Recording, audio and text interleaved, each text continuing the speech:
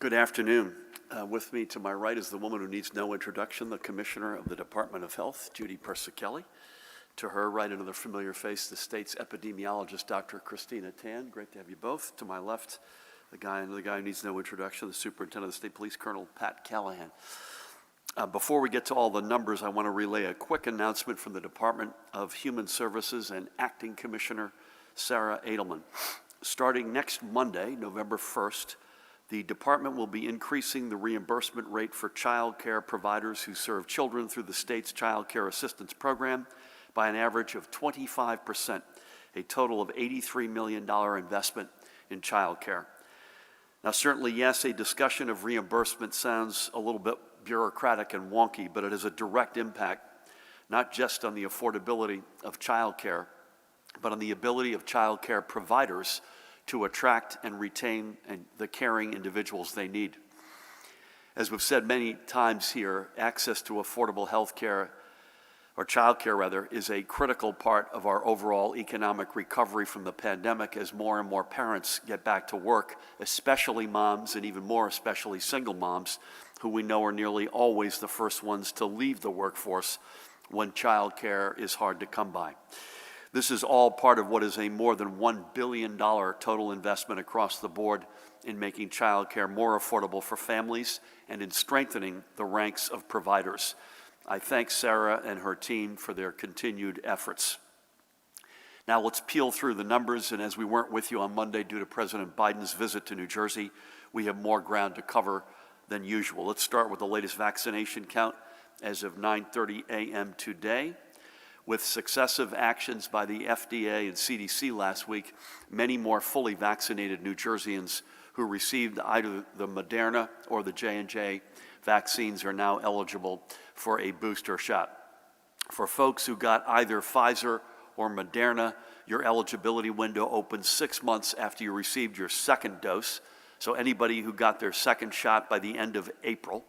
These boosters are currently for anyone age 65 years and older, and for all adults 18 and up who live or in one of these categories. You live in a long-term care setting, you have underlying medical conditions which may put you at higher risk for contracting the coronavirus, or you work in a high-risk setting.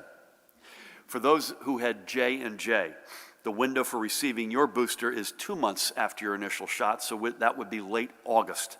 Everyone ages 18 and up who has received the J&J vaccine is eligible.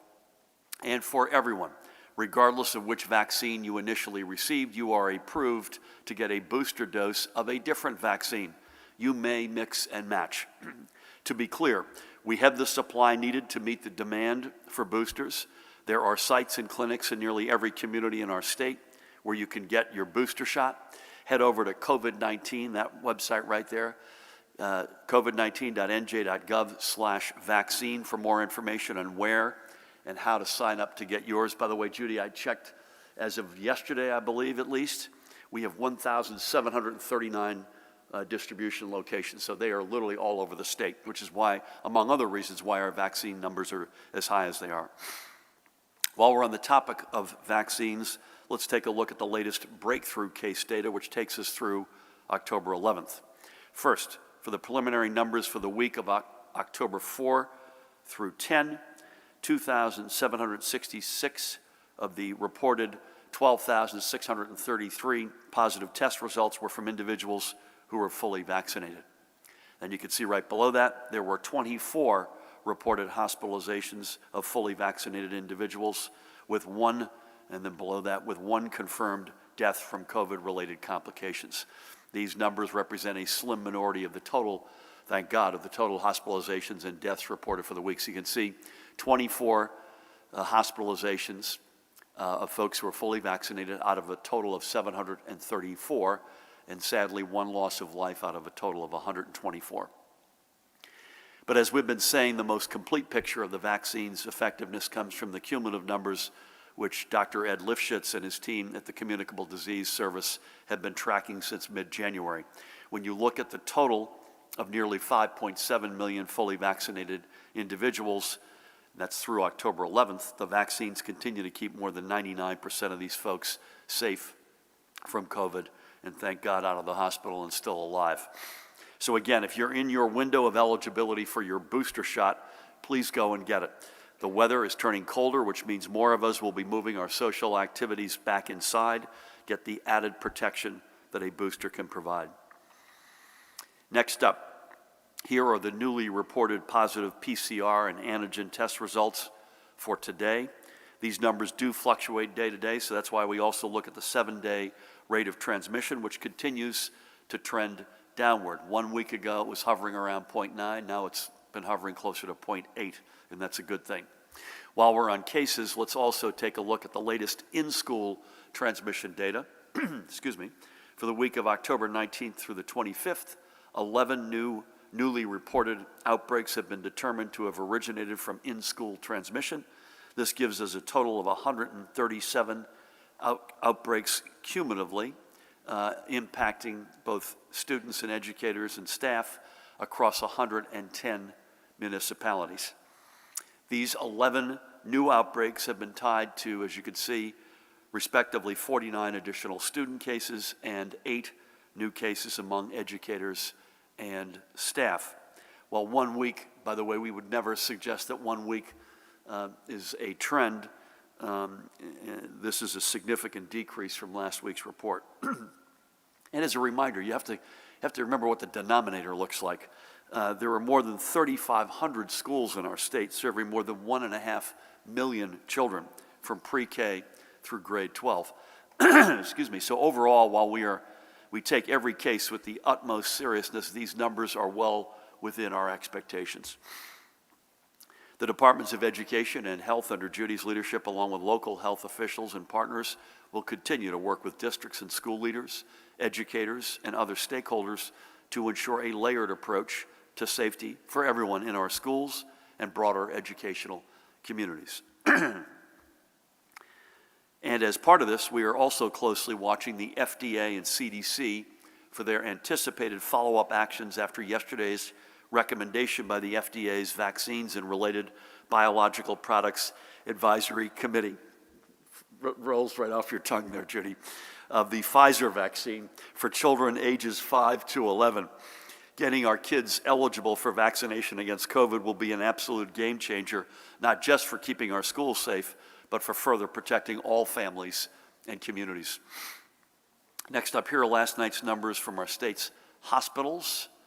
Today is the first day, Judy, you mentioned this to me earlier, since August 14, that our hospitals collectively reported a total of fewer than 800 individuals in their care, either COVID positive or persons under investigation. Since October 1st, the number of people hospitalized has decreased roughly 23%. That's a good thing. The number of patients requiring intensive care or a ventilator is also down to 196 and 96, as you can see, respectively. You have to reach back to August 26th for the last time the ventilator count was under 100, and August 24th when we had only one other day where the ICU census was under 200. We are hopeful that these one-day drops become long-term trends, needless to say.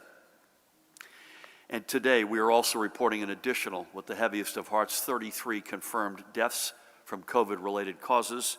The number of probable deaths has been adjusted upward by 4 to 2,814, and Dr. Lifshitz and his team continue their investigative work on all these. Let's take a minute, as we do every day, to remember 3 more of the precious lives that we have lost. We'll start with this guy, Keith Shaw. He was 74 years old and lived in Waterford in Camden County for the past 43 years. Keith passed on August 22nd.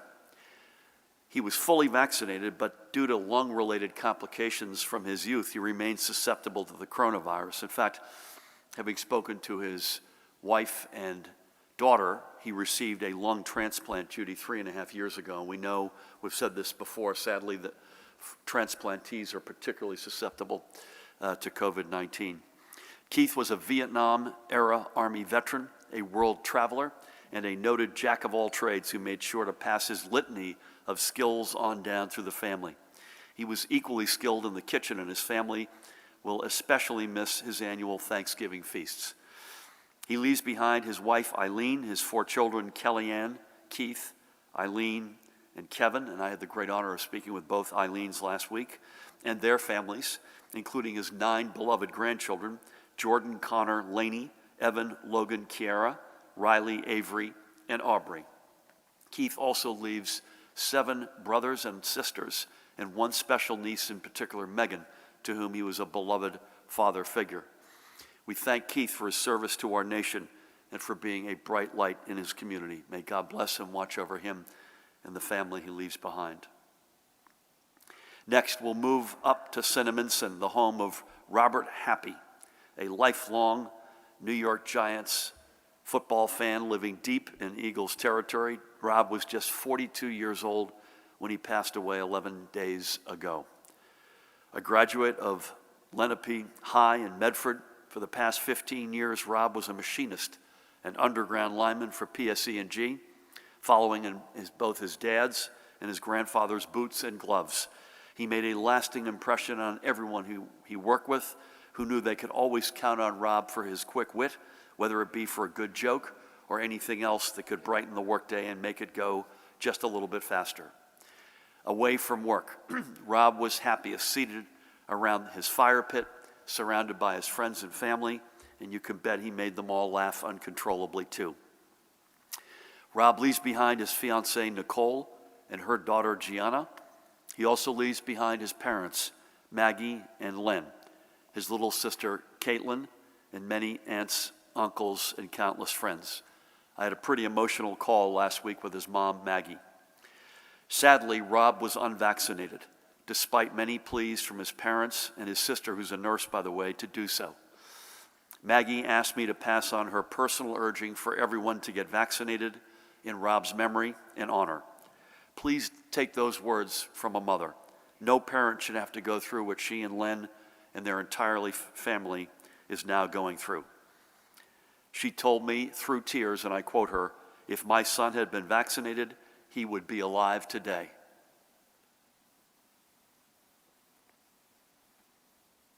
May God bless Rob and his memory. May his humor live on, and God bless his family that he leaves behind.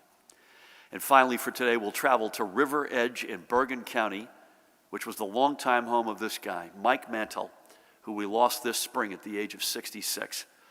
One of 6 siblings raised by a single mom, Mike learned early the importance and value of a strong education, of a strong work ethic, and of always reaching for the stars, whether it be for yourself or to help others reach for theirs. In his professional life, Mike served for more than 3 decades with the New York City Transit Authority, rising through the ranks to be the chief financial officer. That on its own is laudable, but Mike will be best remembered for all he did within his community, especially to help kids achieve their dreams of going to college. For his own kids and many others, Mike was a trusted advisor, helping to pick out the colleges for which they were best suited, honing essays, and helping with earning financial aid packages. And after his passing, Mike's family noted that they received numerous thank you notes from the now adults he helped along the way. He was also deeply involved in River Edge's youth sports scene, coaching girls softball, including his daughter's teams, along with basketball, and he organized swim meets for the River Edge Swim Club. Mike left behind his wife of 38 years, Mary, with whom I had the great honor of speaking last Wednesday, along with his 5 daughters and their families, along with many friends. We thank Mike for his amazing community spirit. We know his legacy will live on not only through his daughters, but also through every now adult who he helped achieve their dreams. May God bless and watch over him. And I'd love to raise Pat a figurative glass and toast a great life lived, taken from us too soon. And as always, we remember everyone who we've lost. Now switching gears, as we usually do, to highlight one of the small businesses working hard to keep their communities moving forward, in this case, Caffeinated. Judy, I suspect this is one you will know well. In West Windsor, right here in Mercer County, you'll find Grover's Mill Coffee, a family-run coffee house owned and operated by that mother and daughter duo of Mickey DeFranco and Joey Chase. They've been roasting their coffees for their neighbors and customers since 2005. And Mickey specifically takes great pride not only in the coffee she serves, but also in the fact that she is a woman roaster in an industry which is 90% men, which I don't think I ever realized. To keep the business brewing through the pandemic's darkest days, Mickey teamed with the New Jersey Economic Development Authority and received grants that helped cover the store's expenses. Today, business is coming back, although she wanted me to say slowly, and anyone who's in the neighborhood, please go by and pay them a visit. And when I spoke with Mickey, I guess last Wednesday, we shared our optimism that we're going to come through this together. And that logo, by the way, in case you're wondering, is in honor of Grover's Mill's place in popular history as the supposed Martian landing in Orson Welles' famed telling of the story War of the Worlds, which broadcast on radio nationwide October 30th, 1938. She's in the Grover's Mills is in the Southfield Shopping Center. The website is groversmillcoffee.com. Drop the apostrophe, groversmillcoffee.com. And I have one other kind of fun fact. Mickey's dad is 91, and he comes to work every day. That's a good place to end today. So for everyone who's preparing for Halloween and trick-or-treating this weekend, we hope you to have a safe, but enjoyable time. With that, please help me welcome the woman who needs no introduction, the Commissioner of the Department of Health, Judy Persichilli. Thank you, Governor, and good afternoon. Well, last week, CDC issued the recommendation enabling Moderna and Johnson & Johnson booster doses to further protect all New Jerseyans who have completed an initial vaccine series. According to the CDC, for individuals who received a Pfizer or Moderna COVID-19 vaccine, the following groups are eligible for a booster shot at 6 months or more after their initial series: 65 years and older, age 18 who live in long-term care settings, age 18 and over who have underlying medical conditions, and age 18 and over who work or live in high-risk settings. The authorization also recommends that everyone ages 18 and older who received a first Johnson & Johnson dose receive a booster dose 2 months after completing their single-dose primary regimen. Following the issuance of the CDC recommendations, the department directed our vaccination partners to begin administering booster doses of Moderna and J&J vaccines immediately to those who are eligible. As a reminder, everyone who has not yet received their second dose of either Pfizer or Moderna should receive it. The second shot increases the vaccine's effectiveness at preventing COVID-19. You can receive your second dose at any location. Additionally, the Moderna booster, which is half dose from the original regimen, and the CDC has approved the use of any of the authorized brands for your booster. Also yesterday, an advisory panel to the Food and Drug Administration reviewed Pfizer data and voted to support Pfizer vaccine for children ages 5 to 11. Next week, the CDC's Advisory Committee on Immunization Practices will examine that same data and make their recommendations. We will be prepared to vaccinate younger children. There are 760,000 5 to 11-year-olds in New Jersey. We have pre-ordered 205,000 doses of pediatric Pfizer. Sites will be receiving the vaccine to start immunizing children as soon as the approval is granted. All 21 counties will have sites prepared to vaccinate children with the lower dose pediatric Pfizer vaccine that is safe and highly effective. In addition, 65 primary care sites, 35 acute care hospital sites, 40 independent pharmacies, 8 chain pharmacies, 27 FQHCs, 7 local and county health department sites, 6 urgent care sites, and right now 1 mega site will be receiving pediatric vaccine as well. In New Jersey, there were 895 Vaccine for Children participating entities. 522 have signed up to be COVID-19 providers, and 267 have already administered COVID-19 to 12 to 17-year-olds. We continue to reach out to these providers and encourage them to join our COVID vaccination network. While we are waiting for further guidance on when this group can be vaccinated, those 12 to 17 are eligible for the Pfizer vaccine right now. 62.3% of children between the ages of 12 to 17 have received at least one dose within that age cohort. 70.8% of 16 to 17-year-olds have received at least one dose. To those parents that see the value of vaccination for their children, we thank you. When we look at the 12 to 15-year-olds, only 57% have received at least one dose. We need to increase that coverage as we prepare to vaccinate children between the ages of 5 and 11 as well. So we are all pleased that this year children are getting back to more of the activities they enjoy, and that includes celebrating Halloween. To help protect their health, children should take some preventive steps to have a safe and healthy Halloween. Children should trick or treat in small groups and engage in Halloween activities outdoors as much as possible. It is best to avoid crowded indoor parties. As always, practice good hand hygiene and stay at home if you're sick. On to my daily report. As the governor shared, our hospitals reported 792 hospitalizations of COVID-19 positive patients and persons under investigation. There is one new report of multi-system inflammatory syndrome in children. There are 134 cumulative cases in our state, and one of the children are currently hospitalized.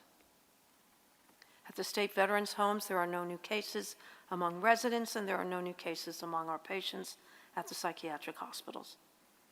The daily percent positivity as of October 23rd in New Jersey is 5.20%. The northern part of the state reports 4.02%. The central part of the state, 6.38%. And the southern part of the state, 6.31%. So that concludes my daily report. Please continue to stay safe and get vaccinated. Thank you. Judy, thank you for that. Thank you for all. A game changer if we can get our kids vaccinated. So God willing, that's going to come maybe in a matter of days, right? So it'll be a busy week, as you said earlier, next week. Thank you for that. Pat, a lot of balls in the air. I mean, I'd love you to give us, if you don't mind, a quick recap on the storm, on FEMA, both if you've got it, retrospective action by them and also prospective steps that they're taking. Spoke to several mayors, largely flooding, not at the same level as Ida. Winds got pretty up there pretty good, but power outages were a lot less than we feared, which I think is a good thing, obviously, needless to say. But over to you for whatever you got. Great. Thank you, Governor. Good afternoon. And I'll start with one of the historic parts of state police history.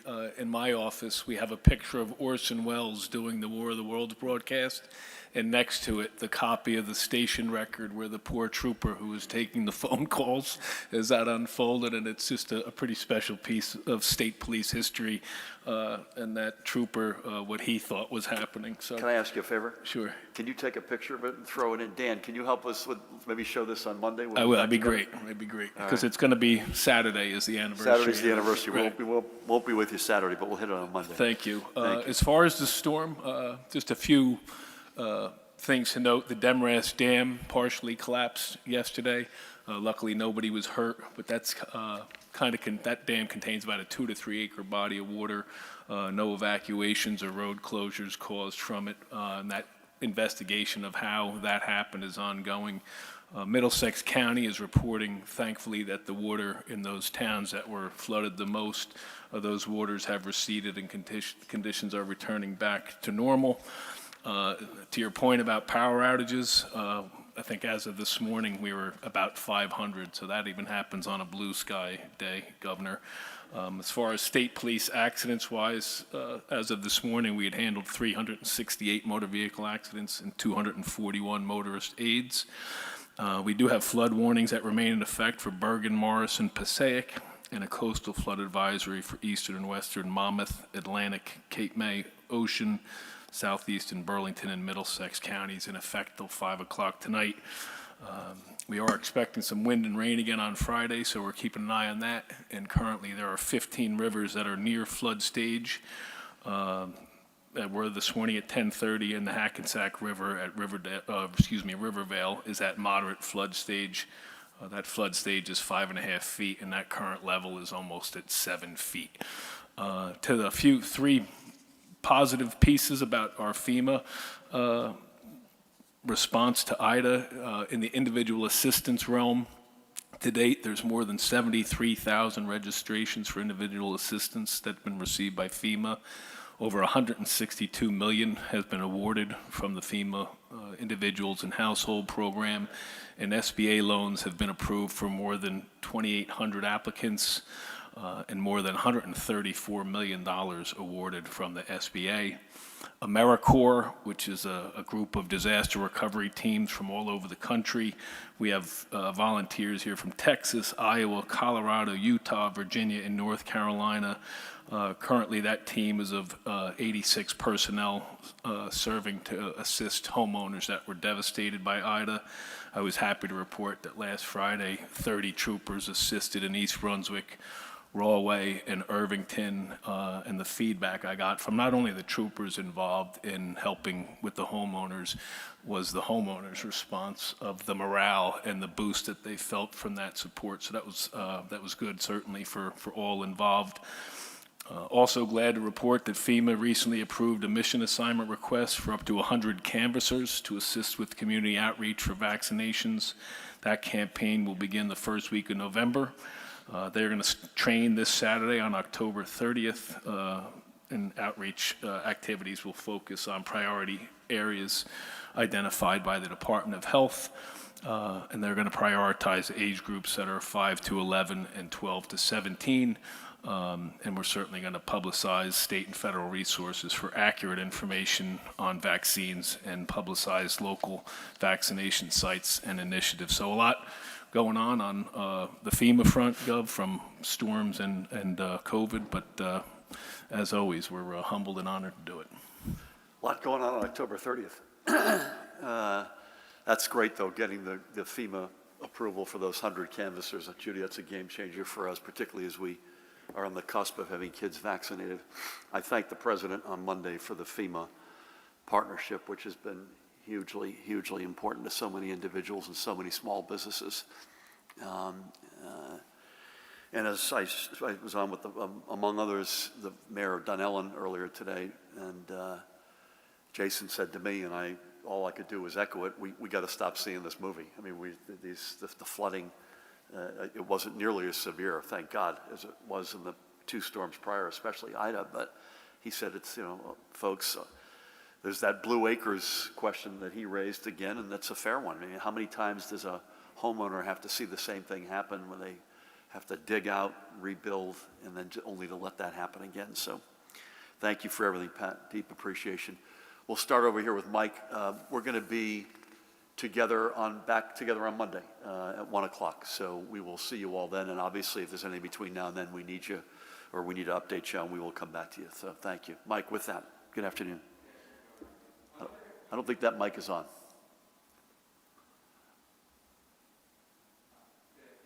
Still not on, sorry. Give us 1 sec. Yeah, I'm good. I can hear you, but I want to make sure folks watching at home. Brent you're going to send it through, Brent, and well, it makes two of us, so we might have been able to figure this out without a microphone. No. Do you want to use that one? Does that work? Okay. So what I'll do is, as best I can, I will repeat your question. Yeah, that would be a big help from everybody if you could keep it brief.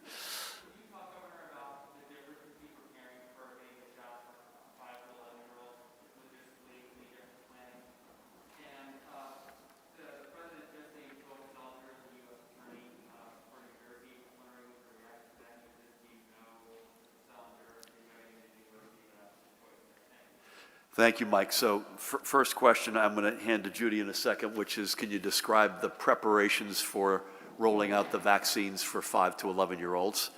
And secondly, do I know Phil Selinger, and do I have any reaction? I know him well. and he's an outstanding, impeccable choice. I think it's, bless you, I think it's a great nomination by the president, and I have every confidence Phil will be, assuming he's confirmed, will be a great U.S. attorney. Judy, do you want to talk about the 5 to 11 Sure. Well, approach? the first thing is to understand that the Pfizer pediatric dose is a 2-dose regimen, but a lower dose.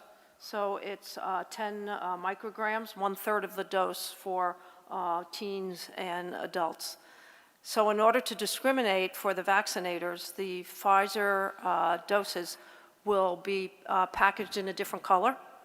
There will be, it looks like a bright orange cap and lettering for the 5 to 11-year-old doses. The second thing is we want to make sure that we have enough outlets that give the parents and the children places to go where they feel safe, places to go where they have, perhaps in the past, trusted the vaccination sites. We hope to have school-endorsed and school-based clinics for those kids that are used to getting their immunizations at the schools. I had a call with the superintendents last week, getting great support from the school superintendents in setting up school-based clinics. Additionally, we want to make sure that any large site has a pediatric section that is welcoming to the parents and the kids, so that children do not have to be afraid to get their immunizations in a large area. And most importantly, we want to see as many pediatricians and primary care physicians that children are used to being prepared and ready to give vaccinations. Well said. Thank you, Judy. I was going to say, Jamil, we can go over to Brent, but we don't need you to do that at the moment. I don't think we're working. So, Brent, if you could, I'll do the same thing I did with Mike and repeat the question. Yeah, no problem. When do we expect vaccination for children to start? Like, what is the, around what time? And then from Brent Flanagan, Reverend Charles Boyer says he believes it's not an equity issue that's determining the timing of vaccine passports. He believes most folks in his community want passports, but it's a fear of a white conservative backlash before the election. Can you please respond? Yeah, so Judy, you want to take, the when is potentially as early as next week, right? Yeah, the ACIP is meeting, I believe, Monday and Tuesday, and I'm pretty sure it's Monday and Tuesday, maybe Tuesday and Wednesday. What's happening is they give the recommendations to CDC, and what we've seen is that the CDC is turning around their guidance pretty quickly. So if by Tuesday night they turn around guidance, we're ready to go Wednesday morning. By the way, the microphone's working now, right? Great. Listen, Reverend Boyer is a dear friend, and I cannot say enough good things about him. I mean that literally. A guy who fights for equity in the state unlike anybody I know. On this one, I'm going to say with great respect, politics doesn't enter into this, and it never has. I genuinely, Judy, what are we? We're about probably 80 or 85% on the Latino community of vaccinations relative to their representation of the population, but probably still only 2/3 to 70% in the African American community. If the members, if those numbers are off the top of my head, I would never say heck no to anything. We still have to leave options on the table, particularly if this thing takes a turn for the negative. But that is genuinely the reason, and it's been my reason from day one. And I hope it isn't forever and always. I hope the equity gets solved regardless of what we end up doing with our policies. Part of the reason why we've been knocking on doors and the FEMA approval is a big deal, not just for kids and adolescents, but in particularly in communities of color, black and brown communities. So, and again, I love Reverend Boyer, so thank you. Sam, is that you? Yeah. How are you, Sam? Good, and glad the mic's fixed because I got a bit of a wind up here. The EO requiring vaccines or tests for healthcare workers and high-risk workers took effect on September 7th. I understand that acute care hospitals haven't had to submit vaccination data to the Department of Health, and with the notable exception of long-term care, I would imagine that's the case for other healthcare settings as well. So my question is, without that data, how is this order being enforced? Separately, on the vaccine or test EO for state workers, can you commit to release information on vaccination rates within the state's workforce before Election Day? And then lastly, you've announced a lot of new funding, I think upwards of $1 billion, as you said earlier, for childcare, as well as a lot of other large projects and groundbreakings over the last few weeks. How should we view these announcements and appearances in the context of your pitch for a second term?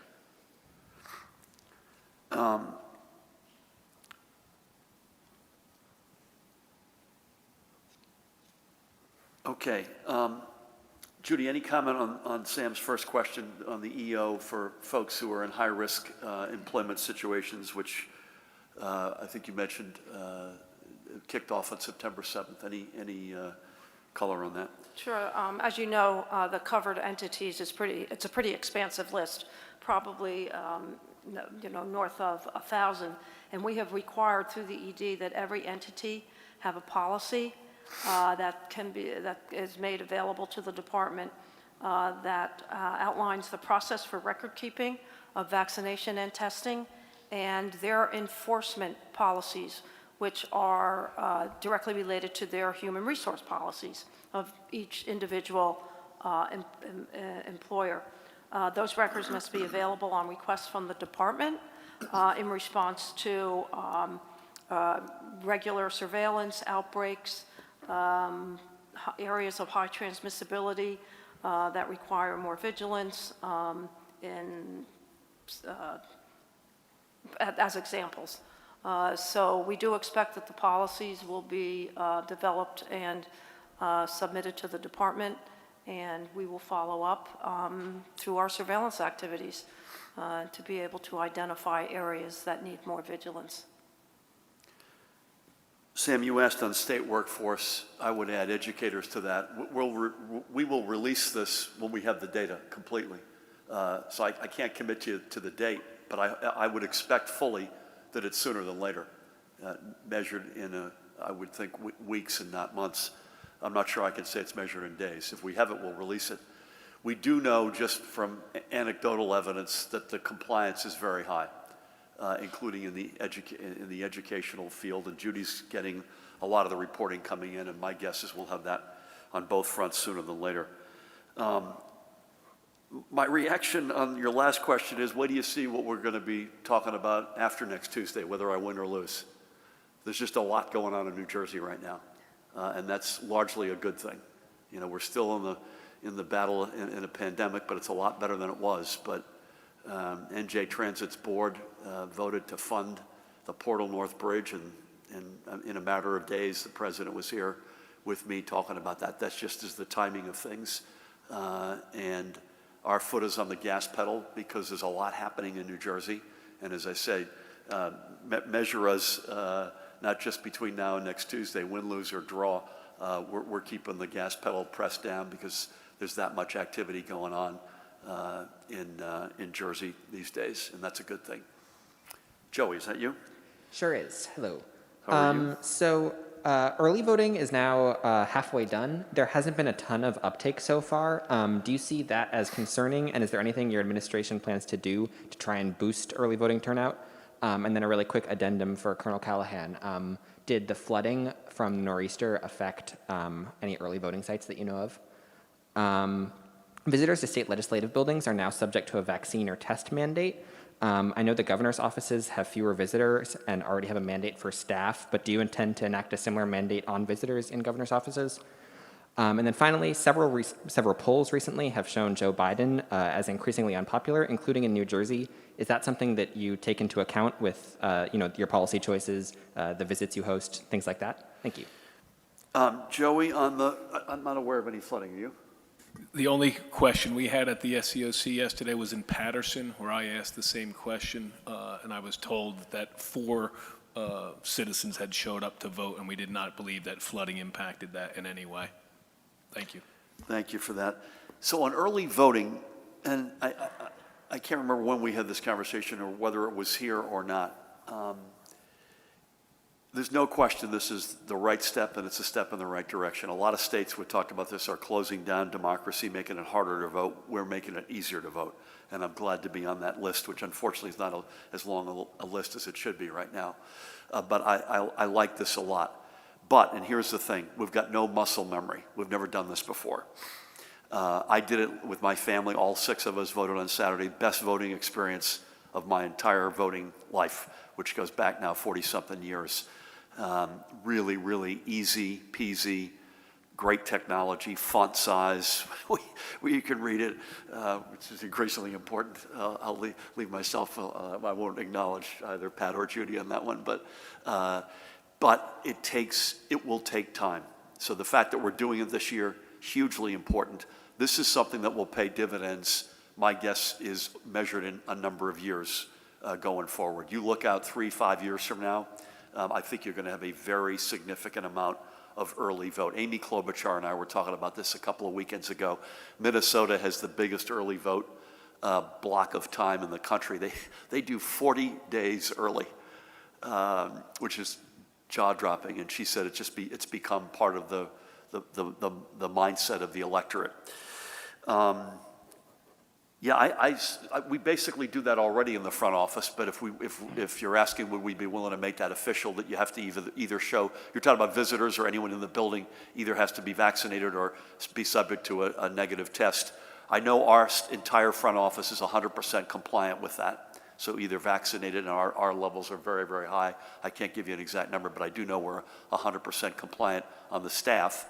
On the visitor side, we essentially do that already, but if you're asking would we be willing to formalize that, absolutely.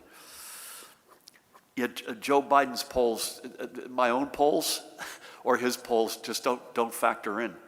They just don't. And you know, we had the president here on Monday, and I thought it was a home run. And it was particularly important and all official, and particularly important because he and I did 2 different things. One was the hard infrastructure I mentioned a minute ago to Sam's question, the Portal North Bridge. NJ Transit just approved the funding last week or the week before, I can't recall. That's a huge game changer. Hard infrastructure, we desperately need that bridge replaced. William Howard Taft was the president when the bridge was inaugurated. Hard to believe. So we need that replaced. We need the gateway tunnels. That's a huge hard asset priority. And then we also did a pre-K visit. And on that one, on the sort of so-called human infrastructure, and the president said this, New Jersey's basically doing everything that they're debating to do in Congress.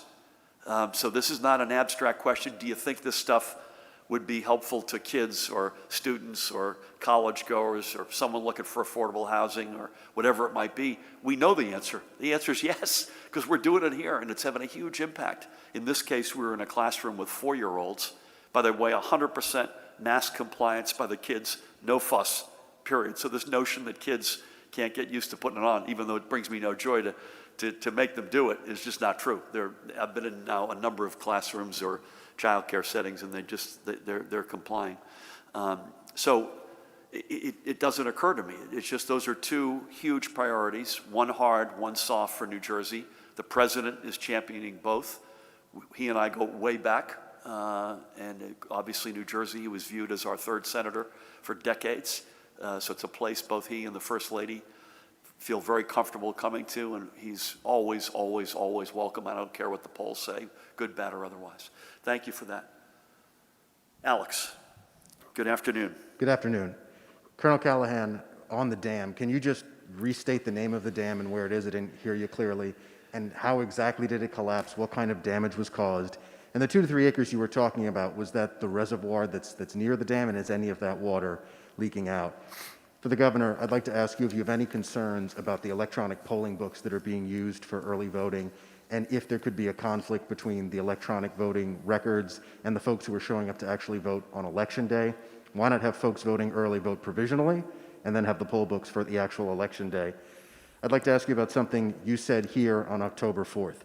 You said, quote, "I don't anticipate we're going to need to do that in terms of mandating the kids." You were referring to vaccinations.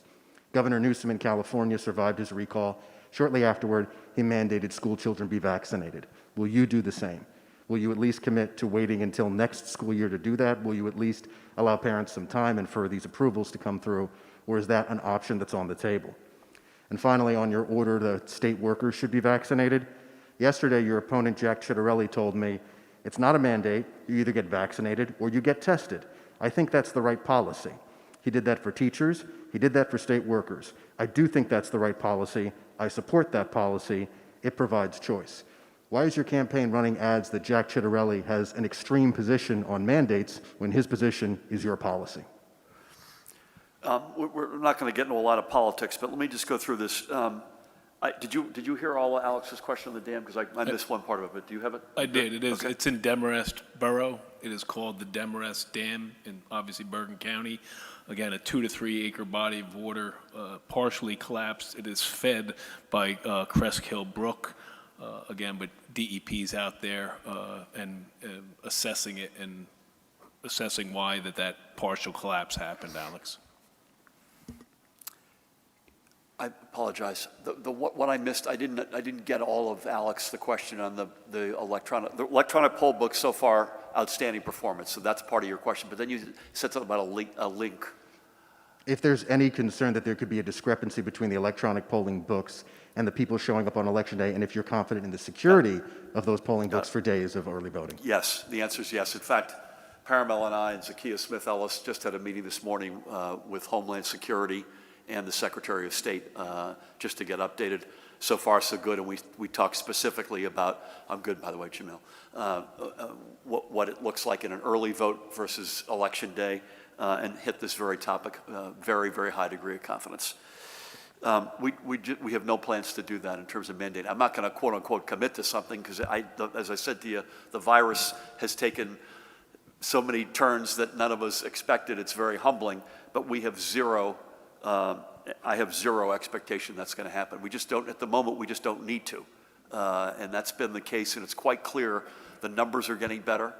The school outbreaks, we take every one of them deadly seriously, but they're well within any reasonable expectation. So the package we have in place is working. So knock on wood that it stays that way. I'd rather get into can Dan and I get you on the political stuff separately? Is that all right? Because I'd rather hit you that. But I feel very good about the package we have in place right now. We've made every call based on science, fact, and data. And we have not let politics ever creep into this, and we won't. That is a commitment I will make, whether it's before Tuesday, after Tuesday, win, lose, or draw. We just will never let that happen, I promise you. Alex, how are you? Hi, Governor. Good afternoon. Good afternoon. Glad Alejandro to see you. with Good MJ2AS physical News. health. Governor, you have been a self-proclaimed gun safety advocate since becoming governor. In light of the recent tragedy where Alec Baldwin shot and killed an innocent mother due to his negligent mishandling of a firearm, can you recite the 3 basic firearm safety rules so that future tragedies like this can be prevented? Thank you. Is that it? Okay. Awful tragedy, right? Just an awful, awful tragedy. And I have no insight as to exactly what happened or why it happened. I'll just leave it, Alex, where I've been. I'm a big believer in gun safety. We have the strongest gun safety laws of any American state. I'd like to see us take a few more steps, which is part of this gun safety package 3.0. I, even more importantly, would love to beg the United States to have national, federal gun safety legislation, because 85% of the crime guns that are confiscated, Pat, I believe that's the right number, in New Jersey come in from out of state. So we're not an island. And thirdly, I want to reiterate what I've reiterated with you before, none of the above undermines our support and belief in the Second Amendment. We'll leave it at that. Thank you. Hey, Dave. Hi, Governor. First question for the Commissioner, just to clarify, the 5 to 11-year-old Pfizer shot that we expect to be given the green light, is it just one dose that's lower than the adult dose, or did they break it up? Because I know in the trials, I think the younger kids were getting an even lower dose, and then the older kids, 9, 10, 11, were getting more. Governor, you've mentioned a couple of times today that the 5 to 11-year-old Pfizer vaccination will be a game changer if they do approve it. And at the same time, school transmission remains extremely low. So why is it such a game changer? Yep. What's the big deal if all the COVID metrics are going in the right direction already and transmission's very low in schools? Yep. And then finally, with all of the pandemic-related issues that we have, many schools are reporting that their administrators, the teachers, the nurses are exhausted and at the breaking point. There were shortages of teachers, as we know, substitute teachers also, nurses. They are reportedly June tired. Some lawmakers are now suggesting that mental health breaks be built into the schedule as long as COVID remains an issue and as long as the pandemic continues. They're also calling for steps to ease the teacher shortage by not requiring them to live in New Jersey and taking other steps as well. What are your thoughts about this? How big of a problem in your eyes is this with these, everybody's working in a school wiped out already and it's only October? And what about these proposed solutions? Thank you. Thank you, Dave. Judy, do you want to address the kids' vaccine, the dose question? Yeah, first I want to address the ACIP meeting. As far as we know, it's subject to change. The ACIP meeting is going to be the second and third, Tuesday and Wednesday, which means we may get the approvals by Wednesday evening, and we'll be able to we can start pediatric dosing by Thursday morning. It'll be a 2-dose regimen, 10 micrograms each, which is the lower dose, but a 2-dose regimen for pediatrics. Game changer first. I'd say 2 things, Dave. Number 1, the numbers are good, but we've had good numbers before, and this thing took a turn we weren't expecting. So as many people possible who are eligible getting vaccinated is probably the best defense we've got. And I hope it doesn't take, I've said this before, I think if I had to predict, Judy and Tina, we got to get Tina to come in here. Get your money's worth here, Tina. Tina, I've said it feels to me like a sine curve. It goes up first mountain, and then the second one goes back up again, but it's not as big or as high as the first one, and you sort of have that. I'm preparing, at least this guy is preparing mentally for another bump up, but probably not as big as the Delta bump when we're almost entirely inside and the holidays are upon us. It's a second part of the question is it is necessary, perhaps not sufficient, but it's necessary to our objective of one day being able to lift the mask mandate inside of a school building. It's hard to do that when you get a lot of the percentage of the population who aren't eligible for a vaccine. And so we know that that's a step that has to be precedent to that happening. Listen, we had this very conversation, Dave, Zakia and I had a conversation this morning with Sean Spiller, who's the mayor of Montclair, but the president of the NJEA, and Steve Swetsky, the executive director, and this was, one of the main topics. And I don't think there's one magic bullet. As I sit here today, I think it's a badge of honor that our educators all live in Jersey. So that's one that given my strong druthers, that I'd like to see that stay that way. We have the best educators in the country. We have the best educational system in the country, but there's also no doubt the premise of your question is accurate. People are spread thin, and not just educators. This is staff, school bus drivers, anybody associated with this. And we do a lot of, I've used the word matchmaking here before, at the local level, district on one side, Department of Labor on the other side, with knowledge of where there may be folks to fill in on things like the staff side, bus drivers in particular. Again, no magic wand, using the bully pulpit to remind folks this is a great career that pays well with great benefits, and that was a lot of that was in jeopardy in the last administration. That's no longer the case. Working with the teacher, the colleges that are big pipelines, Keene University would be an example of that. So a lot of different pieces to the puzzle, but there's no question the premise of your question is right. Tina, we can't pull you all the way out here and not give you a chance. How are you feeling about things generally right now? Obviously, the numbers are going in the right direction. I characterize it as the numbers are going in the right direction, but we're not out of the woods yet. But more importantly, what's your assessment? That's right. I mean, we're always cautiously optimistic right now, particularly as we see the cases go down. But, there are several different reminders that it's important to remind people that we also are coming into our flu season.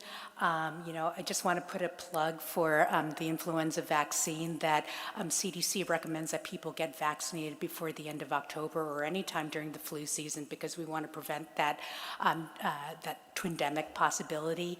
And also, I just wanted to make a comment about how it's such an exciting time to actually have the opportunity to have pediatric vaccines for this, 5 to 11-year-old age group, because it's really important that, while we are concerned, we may say that, okay, we're not seeing that much in-school transmission. That's great. It's because the layered prevention is working, that, that people are doing all their efforts to minimize disease transmission and to keep kids in school. But the fact is right now, the 5 to 11-year-old kids, 10%, 11% of the cases in the U.S. reported last week are among this age group, and about 40% of the pediatric cases are occurring in this 5 to 11-year-old age group. There are over 5,200 MIS-C cases that have been reported nationally. There have been many deaths associated among these pediatric populations as well, like close to 50 deaths among these, MIS-C cases. And, as a parent, even though these numbers may seem small, we have a vaccine that's going to prevent these possible, complications in the future. And why would you want to take that chance with your kids? That was really well said, and we've said this in different contexts. The numbers are not large, but if it's your kid, you don't really care. You don't give a hoot about the numbers, right? Thank you for that. Thank you all. So Judy and Tina, as always. Pat, I forgot to say Paramel Garg's with us. Paramel, Jamil, Dan, Cast of Thousands, thank you all. Again, we'll be here Monday at 1 o'clock, unless you hear otherwise. Folks, keep doing what you're doing. If you're eligible for that booster, get boosted. Stay tuned on the big kid news next week, which will be a huge step in the right direction. And in the meantime, stay safe, keep doing all the great stuff you're doing, and God bless.